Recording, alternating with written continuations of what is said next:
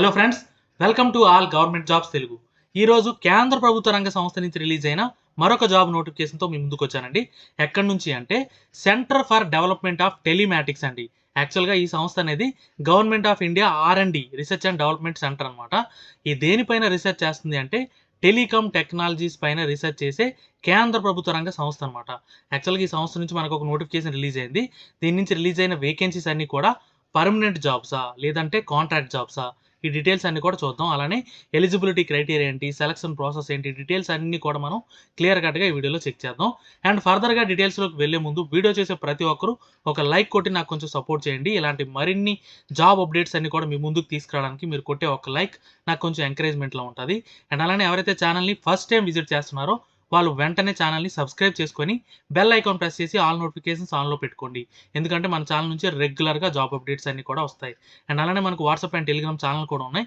Link డిస్క్రిప్షన్లో పెట్టాను. ఎవరైతే వాట్సాప్ వాడుతున్నారో వాళ్ళు వాట్సాప్ ఛానల్లో, అలానే ఎవరైతే టెలిగ్రామ్ యూస్ చేస్తున్నారో వాళ్ళు టెలిగ్రామ్ ఛానల్లో జాయిన్ అవ్వండి. అక్కడ నుంచి కూడా మీకు రెగ్యులర్గా అప్డేట్స్ అన్ని కూడా వస్తాయి.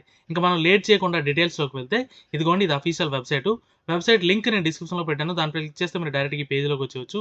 అండ్ ఇక్కడికి వచ్చిన తర్వాత చూసుకుంటే ఇదిగోండి, సెంటర్ ఫర్ డెవలప్మెంట్ టెలిమాటిక్స్ అనమాట.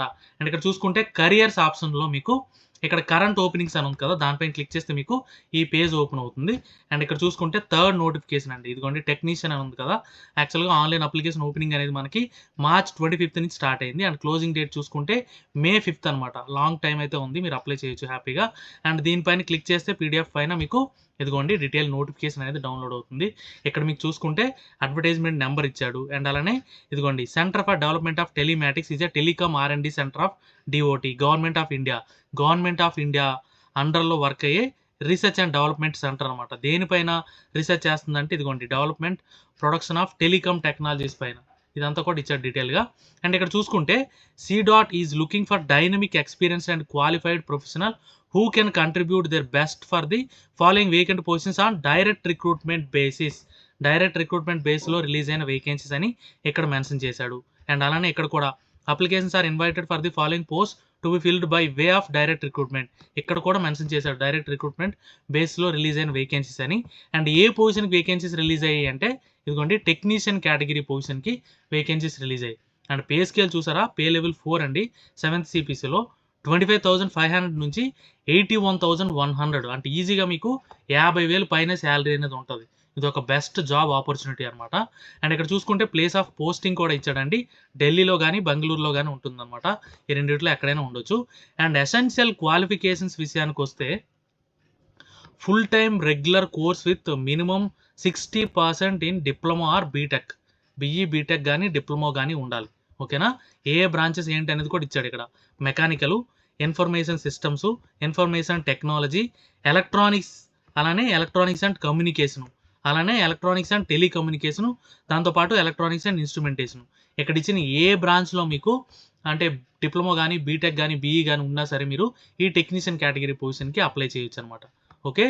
అండ్ ఏజ్ క్రైటీరియా చూసుకుంటే మీకు 25 years ఉండాలని, క్లోజింగ్ డేట్ లోపు 25 years ఉండాలి. ఓకేనా.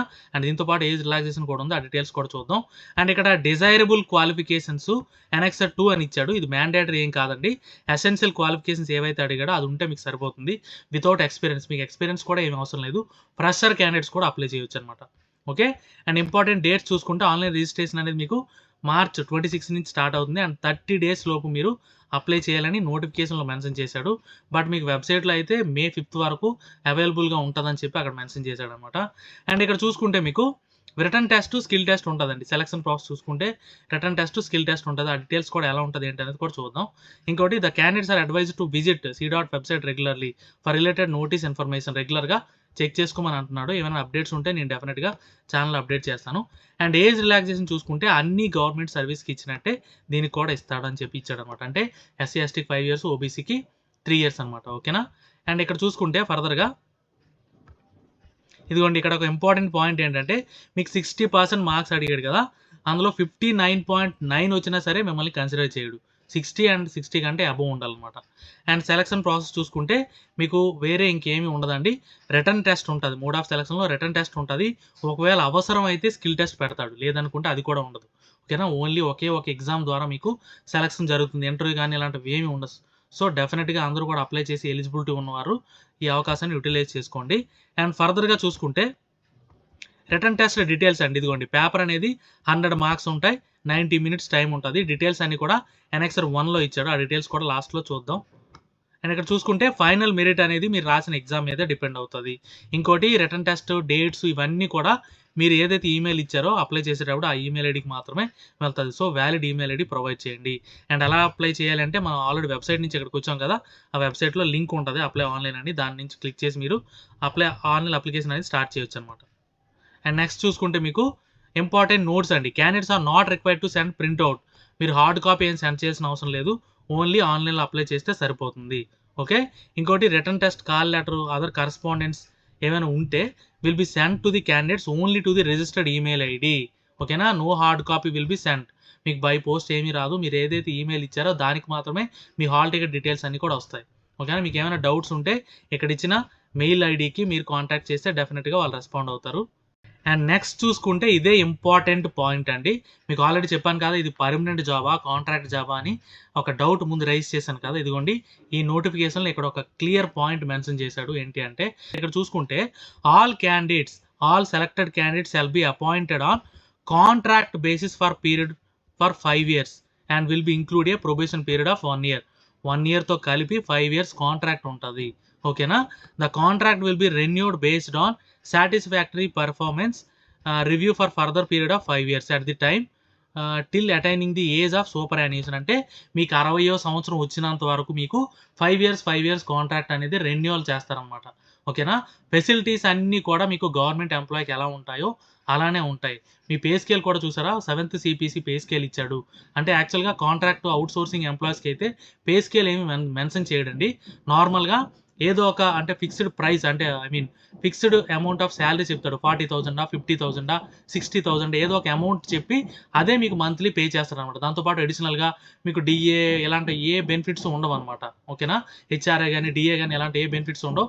మీకు ఏదైతే పే స్కేల్ చూపిస్తాడో 60,000 50,000 70,000 అది మాత్రమే ప్రొవైడ్ చేస్తాడు అవుట్ సోర్సింగ్ ఎంప్లాయీస్ అందరికీ.